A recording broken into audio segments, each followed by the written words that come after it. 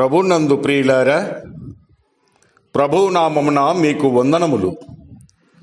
ఈరోజు దేవుని యొక్క వాక్య ధ్యానము లూకాసు వార్త 2వ అధ్యాయము 8 నుంచి 10 వచనములు.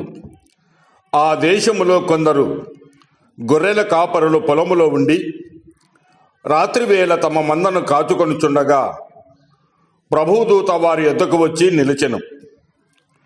ప్రభువు మహిమ వారి చుట్టూ ప్రకాశించినందున వారి మిక్కిలి భయపడిరి.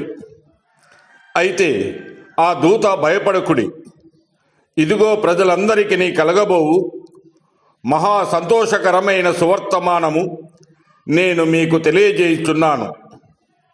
దేవుడు ఈ మాటను దీవించి ఆశీర్వదించునుగాక. గమనించండి ప్రియులారా, క్రిస్మస్ సమయములో భయపడకుడి అనే మాట చాలాసార్లు చెప్పబడింది. మానవ జీవితంలో భయము అనేది ఆది నుండి ఉంది.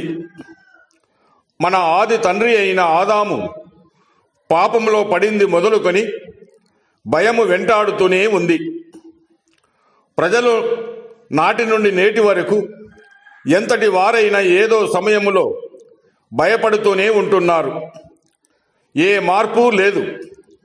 బైబిల్లో ప్రోత్సాహకరమైనటువంటి మాట ఏమిటంటే భయపడకుడి అనేది. భయపడకుడి అనే మాట 366 సార్లు దేవుని గ్రంథంలో చెప్పబడిందని తెలియజేస్తూ ఉన్నారు. రోజుకు ఒకసారి చొప్పున మనల్ని ధైర్యపరుస్తూనే ఉన్నాడు. అయితే నేటి తరం వారి భయాలకు అంతే లేదు. భయాలు అనేక రకాలు: అపజయము, మరణము, వ్యాధి, ఒంటరితనము, తిరస్కారము, బాధ, నిరాశ, అపహాస్యము, దరిద్రత, కోల్పోతున్న హక్కులు, మరెన్నో అంశాలకు భయాలకు కారణాలుగా ఉన్నాయి.